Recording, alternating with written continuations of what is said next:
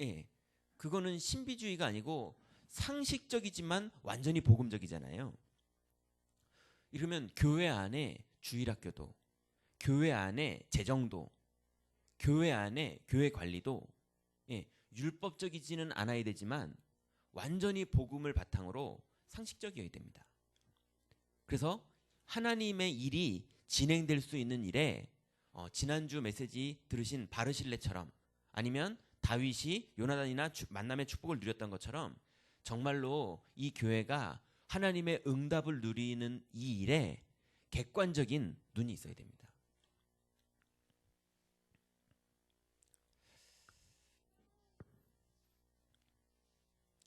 그래서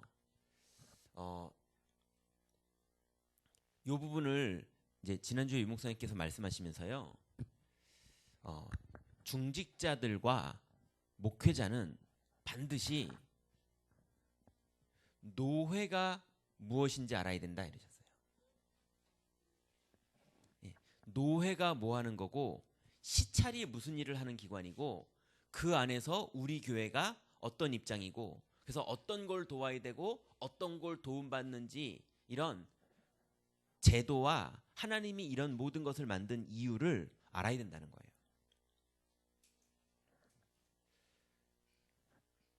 그러면 총회가 뭐 하는 것인지 중직자는 개념을 가지고 있어야 된다 이렇게 말씀하셨어요.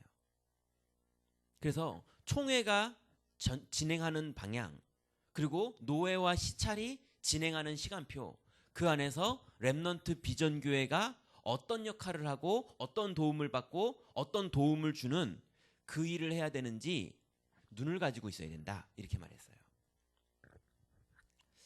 그래서요 이제 어느 교회인지 말씀드리기는 좀 그렇고요. 유 목사님께서요 어떤 노회에 다른 지역에 있던 정말 복음적이고 중심 바른 젊은 목회자가 이제 어떤 노회로 이제 가서 개척을 하게 됐어요. 근데 그 노회 목사님들이요 조금 이렇게 마음에 안 편하셨던 거예요. 한국 사람 좀 그런 게 있잖아요. 그래서 저 지방 저쪽에서 잘하던 젊은 목회자가 아니 우리 지방으로 왔네. 이게 되게 기쁘기보다는 좀 그런. 근데 유 목사님께서요 그 젊은 목회자에게 미션을 줬어요. 뭐 했냐면 가서 노회 목사님들의 자녀들의 지금 삶이 어떤지 싹 네가 뒤로 조사해라. 그래서 뒤로 그 자녀들을 도와라. 그래서 목사님들의 자녀들이 잘 살고 그 다음에 공부를 제대로 할 수 있고 그 다음에 힘을 얻을 수 있고 그 다음에 어떤 목회가 잘 안 되는 아버님 때문에 상처받은 것들을 치유받을 수 있도록 네가 도와줘라. 이래가지고요 이 목사님이 반대로는 계속 은근히 오는 핍박을 받으면서 그렇지만 반대로는요 목사님 자녀들을 뒤로 싹 도왔어요. 비공식적으로요. 그랬더니 목사님들이 마음문을 하나씩 여신 거예요. 그러면서 그 목사님 자녀들이 계속 도움을 받으면서 믿음을 회복하고 학교를 가게 되고 이 아이들이 삶을 회복하고 이러면서요. 이게 응답 못 받는 아이도 있지만 응답 받는 아이들이 한 명 한 명 일어나기 시작했어요. 그러면서 나중에요. 이 교회가 중요한 일을 하는데 노회 목사님 전체가 이 교회를 도와주는 거예요. 되게 기쁘게. 그런데 이게 어떻게 일이 벌어졌냐면요. 그 노회 전체가 같이 전도운동하는 목사님들 팀이 만들어졌는데 그 목사님들이 젊은 자네가 우리를 인도해줘봐 이러면서요. 되게 기쁘게 일을 했는데요. 그래서 이 목사님의 목회가 이제는 지역만 전도하는 정도가 아니고요. 팀을 이루어서요. 그 온 전체 지역을 전도하는 그런 기도 제목을 가진 목사님으로 딱 크는데요. 그 일을 진행할 때 돈이 필요하잖아요. 장학금을 줘야 되고 이게 진행돼야 되잖아요. 근데요. 그 교회 장로님들하고 중직자들이요. 그걸 완전히 밀어줬어요. 이게 안목이 있으신 거죠. 우리 교회 이러지 않고요. 그걸 도왔는데 그러니 어떻게 보면요. 되게 복음적이다 이런 게 아니고요. 되게 그냥 복지네 이렇게 보였는데 이게요 큰 전도로 바뀌어 버렸어요. 그러니 노회가 뭔지 총회가 뭔지 그러면서 중직자는 교회가 뭔지 공부해야 된다 이렇게 말씀하셨거든요. 예. 어떻게 보면요 눈이 좁아져 가지고요 우리 교회 막 우리 교회 성도들도 얼마나 힘든데 뭐 이거밖에 안 보이는 거예요. 이것도 도와야 되지만 그리고 우리 교회는 왜 이렇게 좀 이상한 사람이 하나 있지? 뭐 이것 그렇게만 보일 수도 있거든요. 그런데 교회가 뭔지를 보면 그 안에요 많은 답이 있습니다. 그래서 교회가 뭔지를 알고 조금만 그 안에 내가 빈 부분, 예, 목사님이 필요한 부분, 이런 부분을 조금만 하나님 앞에서 기도하시면서 돕는데 거기에 하나님의 엄청난 일이 벌어져요. 예전에요, 예전도 아니죠, 한 3주 전에요. 제가 이제 어떤 분을 뵀는데요. 이분이 이렇게 무속 배경에다가 그 다음에 남편하고도 이혼하고 그 남편이 애들을 데려가고 이분도 너무 좀 상식적이지 않은 무속 배경이다 보니까 자꾸 신비주의적인 사고방식이 있고 이러면서 불신자로 방황하다가 이분이 복음을 듣게 된 거예요. 그 복음을 듣게 되면서 하나님이 이분을요 어디 시골 서울 살던 분을 어디 시골로 이게 이혼하고 막 이래가지고요 도망가다시피 어디 시골로 가서 살게 됐는데 거기 자기 옆집에 다락방 교회가 있었던 거예요. 이 다락방 초신자 때요. 이래가지고 이분이요 그 목사님 교회를 갔는데 교회가 너무 형편이 어렵더래요. 그래서 자기가 복음 만났고 이 복음을 들을 때는 그 목사님밖에 없고 그래서 교회는 다니지만 교회가 너무 어렵고 목사님이 너무 식사하시는 것도 어려울 정도로 막 그러니까 이분이요 하나님 앞에서 기도하면서 이제 막 은혜 받았으니까요 이 목사님을 이제 돕는데 돕다 보니까요 그 몇 안 되는 성도들이 또 시기하더래요. 예. 그래서 돕는 것도 제대로 못 돕겠더라는 거예요. 그래서 이분이요 그때부터 조심히 돕기는 거를 시작한 거예요. 예. 티가 안 나게. 그 조심히 도우면서 돕다 보니까 목사님이 입장 곤란해지는 도움이 또 있더래요. 도왔는데 목사님이 입장이 곤란해지는. 예, 성도들 눈치 보이고. 이래서요 이분이요 더 깊이 연구하면서 돕기를 시작했어요. 눈치가 백단이 돼버린 거예요. 근데 이렇게 돕다 보니까요 이 목사님하고 얘기하다 보니까는 또 어떤 교회 사모님이 이 목사님 목회에 자꾸 걸림이 된다는 걸 알았어요. 그래가지고 그 사모님이 총신에 사모학과를 다닐 수 있게 이분이요 또 사모님을 잘 이렇게 말씀드려가지고 이제 학비를 도와드리면서 그렇게 또 되게 해드렸어요. 이런데 그 사모님이요 이 교회 안에서요 이제 많이 변하셔가지고요 이렇게 됐거든요. 자기가 그걸 가지고 있다가 어느 날 이제 서울로 다시 올라오게 된 거예요. 올라와가지고 이제 자기가 일할 데가 없어가지고요 그 한정식 집에 취직을 해서 이렇게 밥 날라주는 서빙 그거를 했는데요 눈이 열려가지고요 쉽게 말하면 합리적이고 객관적인 영안이 열려가지고요 이게 한정식 집이다 보니까 중요한 회의를 하는 기업인들이나 이런 사람들이 오잖아요. 손님 접대하려고 왔는데요 이 사람이 눈치가 백단이 됐거든요. 예, 정말 이 사람이 필요하게 일을 하는 거를 다른 종업원하고 급이 다른 서빙하기 시작한 거예요. 그래가지고 소문났어요. 저 가게에 귀한 손님 데려가도 욕 안 먹는 가게라고요. 이 사람 종업원 하나 때문에요. 이래가지고요 그 가게가 청담동으로 이사가가지고 유명한 한정식 집이 될 정도로 이 사람이 그 안에서요 되게 일을 잘하게 된 거예요.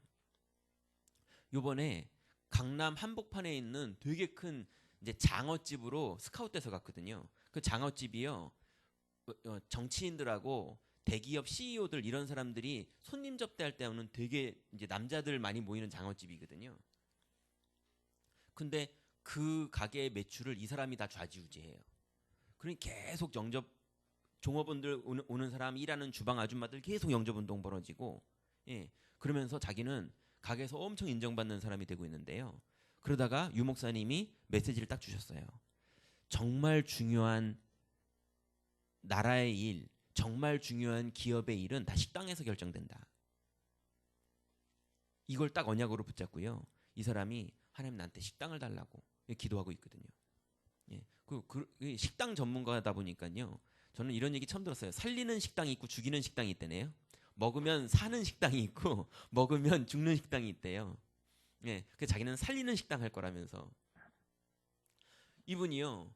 깊이 객관적으로 교회를 섬기고 교회가 뭔지 노예 목사님들이 누군지 중직자가 어떤지를 이런 것들이 눈이 열리니까 이게요. 산업까지 하나님이 이 일을 할 수 있는 모든 문을 열어주시는데요. 하나님의 중요한 계획이 이루어지면서 교회의 중요한 중직자로 서게 되거든요. 그래서 전체를 볼 줄 아는 영적인 것과 과학적인 걸 같이 볼 줄 아는 객관성 있는 신앙이 있어야 되고요.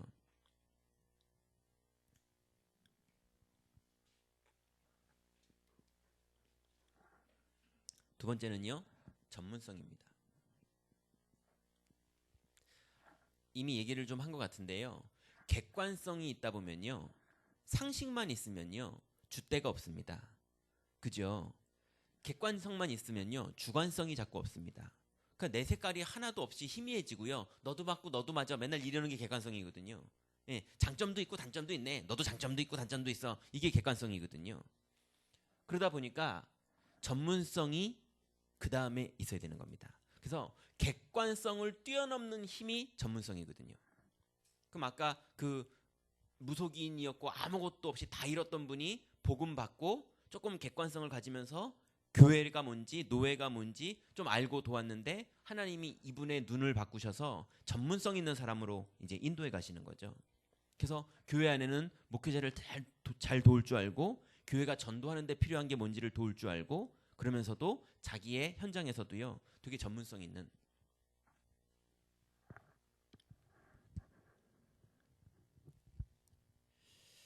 그래서 이 부분을 이 목사님이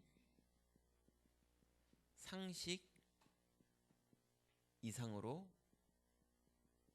가야 한다 이렇게 설명하셨거든요. 그래서 완전히 상식적이면서도 이제 중요한 눈은 상식 이상을 볼 수 있는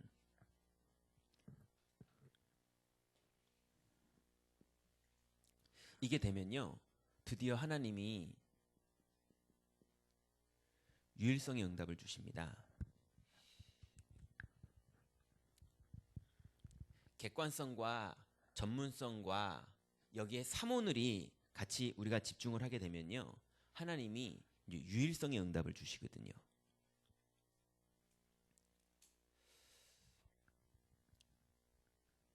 유일성이라는 것은요. 전문성 있는 사람이 하나님의 계획과 하나님의 언약을 붙잡았을 때 하나님이 그 사람의 전문성을 사용하실 때 그걸 유일성이라고 말합니다. 한번 생각해 보시죠. 요셉이 나중에 총리가 될 때요. 창고 잘 짓는 걸로 총리가 됐거든요. 예. 아니 옛날에 전기도 없던 시대에 7년 동안 쌀을 보관할 그것도 전 세계 사람이 다 먹을 만큼의 쌀을 보관할 창고를 만든다는 게 쉬운 일이 아니었을 거 아닙니까? 그죠? 그 국가 창고를 만드는 건데요. 뭐 제 생각에는 1년에 하나씩 해가지고 7개를 만들었는지 어떻게 되는지 모르겠지만 7년 흉년 동안에 비치한 쌀을 보관해야 되는 그래서 풍년 마지막 해에 거둔 쌀을 흉년 마지막 때까지 보관하려면 적어도 7년을 버텨야 되고 그죠? 풍년 첫째 해에 보관한 쌀이 정붐이죠 이게. 예, 흉년 마지막까지 버티려면요.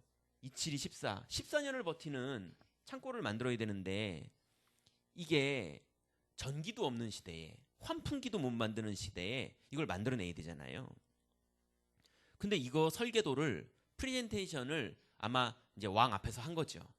예, 창고 기획안 프레젠테이션을 쫙 했는데요. 왕이요.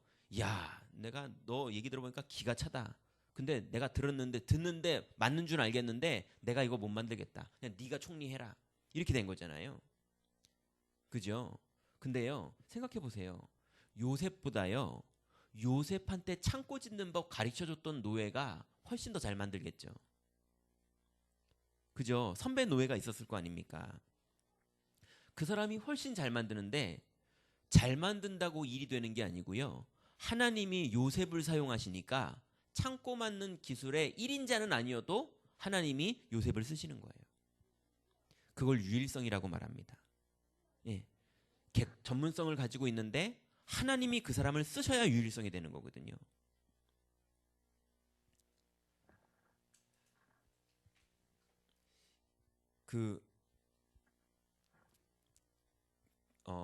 예전에요. 선동열이 일본에 가서 야구를 한 적이 있었잖아요.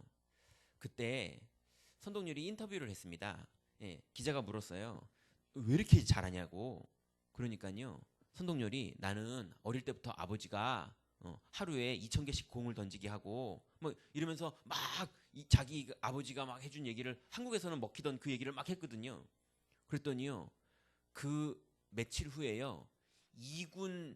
2군의 야구 선수가요. 기자회견을 열었어요. 가지고 선동열은 대답하라 이러면서요. 예. 그러면 우리는 게으르다는 말이냐?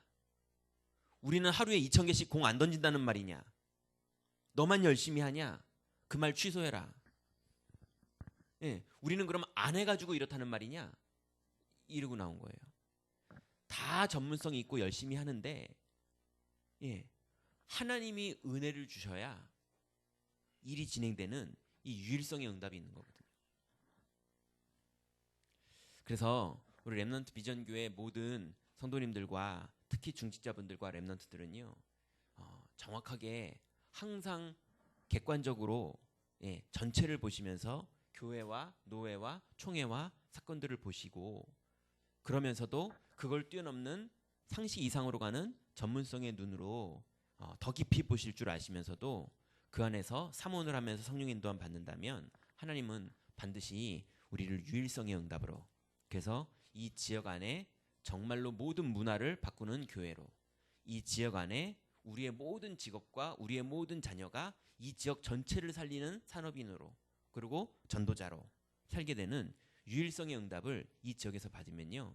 이게 세계화가 되는 선교가 되는 거고요. 예, 이것이 총회와 노회가 같이 가면서 세계복음화의 중요한 응답을 받는 그런 길이 됩니다. 그러니 하나하나를 찾아내면서 가는 것 바탕 위에 우리가 집중 훈련이 있는 이유가 이 바탕 위에 우리가 집중을 할 때 전문성에서 유일성으로 넘어가는 하나님의 중요한 응답을 받게 됩니다. 이번 훈련에서 이런 중요한 응답을 받으시기 바랍니다. 제가 잠깐 기도하고 우리 핵심 듣기 전까지 잠깐 쉬도록 하겠습니다. 하나님 감사합니다.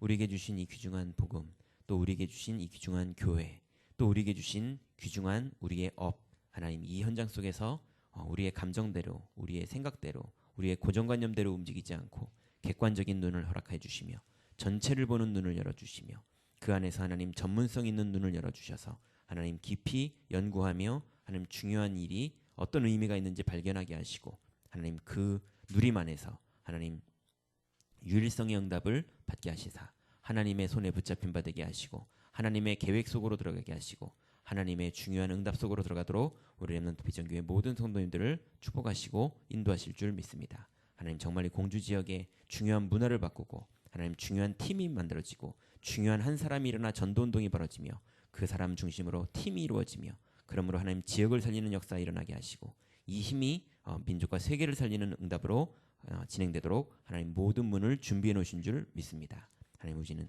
성령의 인도함 받으며 길을 따라가도록 축복하여 주옵소서. 예수 그리스도의 이름으로 기도드렸습니다.